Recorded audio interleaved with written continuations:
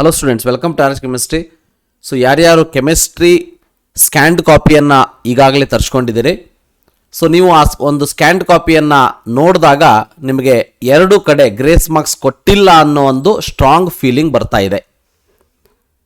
So ಯಾರ್ಯಾರಿಗೆ ಅಂತಂದರೆ, ಯಾರ್ಯಾರು ಸೆಕೆಂಡ್ ಕ್ವಶನ್ನಿಗೆ ಆಪ್ಷನ್ ಡಿ ಅಂತ ಹಾಕಿಲ್ಲ ಅವರಿಗೆ ಸೆಕೆಂಡ್ ಕ್ವಶನ್ನಿಗೆ ನನಗೆ ಗ್ರೇಸ್ ಮಾರ್ಕ್ಸನ್ನು ಕೊಟ್ಟಿಲ್ಲ ಅಂತ ಅನ್ನೊಂದು ಫೀಲಿಂಗ್ ಬರ್ತಾ ಇದೆ. ಮತ್ತು 14ನೇ ಕ್ವಶನ್ನಿಗೆ ಯಾರು ಕ್ವಶನ್ ನಂಬರ್ ಎ ಅನ್ನು ಹಾಕಿದ್ದೀರಿ, ಸೊ ಇಲ್ಲಿ ಏನಿತ್ತು, option A B C D ಯಾವುದು ಬರೆದ್ರು ಕೂಡ ಮಾರ್ಕ್ಸ್ ಕೊಡಬೇಕು ಅಂತ ಇತ್ತು, ಹೌದಾ?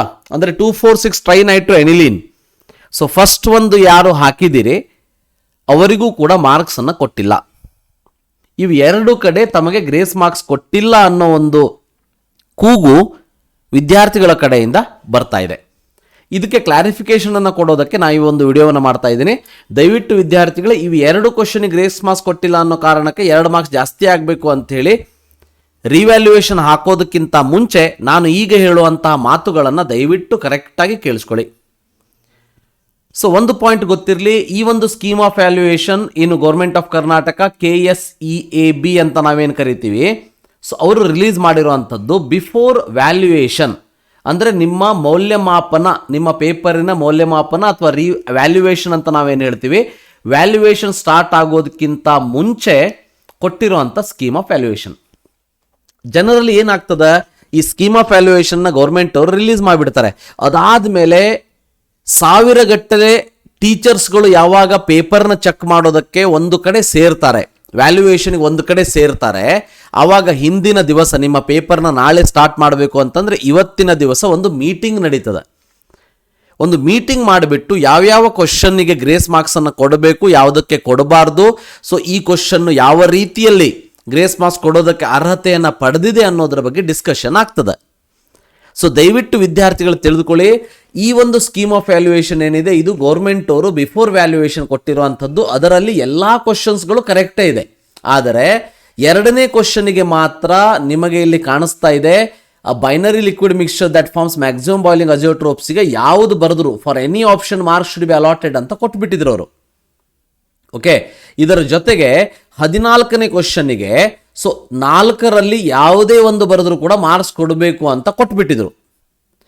ಇವು 2 ಕ್ವಶನ್ನಿಗೆ ಮಾತ್ರ ವ್ಯಾಲ್ಯೂಯೇಷನ್ ಸಂದರ್ಭದಲ್ಲಿ ಎಲ್ಲ ಲೆಕ್ಚರ್ಸ್ಗಳು ಸೇರಿಬಿಟ್ಟು ಒಂದು ಡಿಸಿಷನ್ಗಳನ್ನ ತಗೊಂಡಿದ್ದಾರೆ.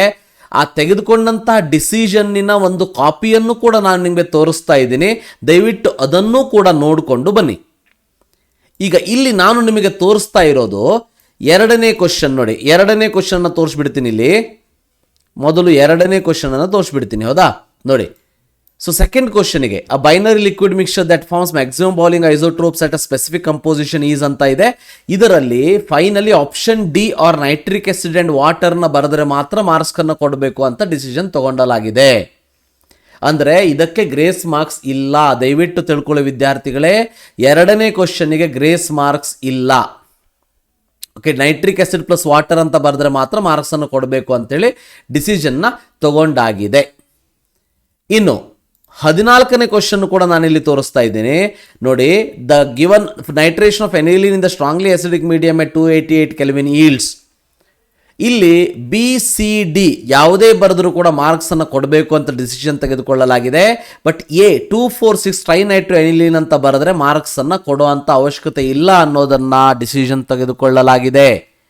ಅದಕ್ಕೆ ಇವೆರಡು ಕ್ವಶನ್ನಿಗೆ ಮಾತ್ರ ನಿಮಗೆ ನಿಮ್ಮ ಸ್ಕೀಮ್ ಆಫ್ ಅಂದರೆ ಸ್ಕ್ಯಾನ್ಡ್ ಕಾಪಿಯನ್ನು ನೋಡಿದ ತಕ್ಷಣ ಅನಿಸ್ತಾ ಇದೆ ನನಗೆ 2 ಮಾರ್ಕ್ಸ್ ಗ್ರೇಸ್ ಕೊಟ್ಟಿಲ್ಲ, ಕೊಡಬೇಕಿತ್ತು ಅಂತ.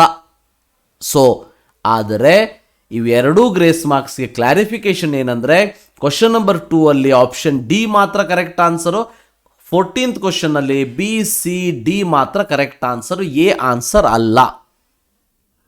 ಇದಿಷ್ಟು ನಿಮ್ಮ ಜೊತೆ ಇವತ್ತು ನಾನು ಹಂಚ್ಕೊಳ್ಬೇಕಿತ್ತು. ಯಾಕಂದರೆ ಬಹಳ ಜನ ವಿದ್ಯಾರ್ಥಿಗಳು ಕೇಳ್ತಾ ಇದ್ದಾರೆ, ಸರ್ ಗ್ರೇಸ್ ಮಾರ್ಕ್ಸ್ ಕೊಟ್ಟಿಲ್ಲ ಅಂತೇಳಿ. ನಾನು ನೋಡಿರುವಂಥ ಎಲ್ಲ ಪೇಪರಲ್ಲೂ ಕೂಡ ಉಳಿದಿರೋ ಎಲ್ಲ ರೀತಿ the whole paper is checked in the best manner. ಎಲ್ಲೆಲ್ಲಿ ಮಾರ್ಕ್ಸ್ ಕಟ್ ಮಾಡಬೇಕು ಅಲ್ಲಿ ಮಾಡಿದ್ದಾರೆ, ಎಲ್ಲೆಲ್ಲಿ ಮಾರ್ಕ್ಸ್ ಕೊಡಬೇಕು ಕೊಟ್ಟಿದ್ದಾರೆ, ಗ್ರೇಸ್ ಮಾರ್ಕ್ಸನ್ನು ಎಲ್ಲೆಲ್ಲಿ ಕೊಡಬೇಕು ಕೊಟ್ಟಿದ್ದಾರೆ.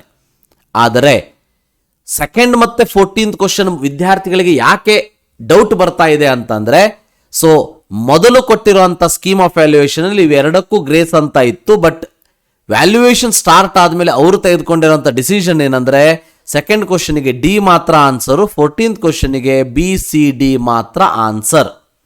ಸೊ ಇದರ ಬಗ್ಗೆ ಕ್ಲಾರಿಫಿಕೇಶನ್ ಕೊಟ್ಟಿದ್ದೀನಿ. ಇದನ್ನು ಬಿಟ್ಟು ಈ ಕ್ವಶನ್, ಇವೆರಡು ಕ್ವಶನ್ನ ಬಿಟ್ಟು ಉಳಿದಿರೋಂಥ ಕ್ವಶನ್ನಿಗೆ ಆನ್ಸರ್ ಕರೆಕ್ಟಾಗಿ ಮಾರ್ಕ್ಸ್ ಕೊಟ್ಟಿದ್ದಾರೆ ಅನ್ನೋದನ್ನು ನೋಡ್ಕೊಳ್ಳಿ. NCERT ಜೊತೆ ಕಂಪೇರ್ ಮಾಡ್ಕೊಳ್ಳಿ, ನಿಮ್ಮ ಲೆಕ್ಚರ್ಸ್ಗಳಿಗೆ ಅದನ್ನು ತೋರಿಸಿ, ಅದಾದಮೇಲೆ ಕನ್ಫರ್ಮ್ ಇದ್ದರೆ ಮಾತ್ರ ರಿವ್ಯಾಲ್ಯೂಯೇಷನನ್ನು ಹಾಕಿ ಈ 3ನೇ ತಾರೀಕಿನಿಂದ ನೀವು ರಿವ್ಯಾಲ್ಯೂಯೇಷನ್ ಹಾಕೋದಕ್ಕೆ ಸ್ಟಾರ್ಟ್ ಮಾಡಬಹುದು. ಸೊ ಇದಿಷ್ಟು ಇವತ್ತಿನ video. Thank you for watching. Have a nice day.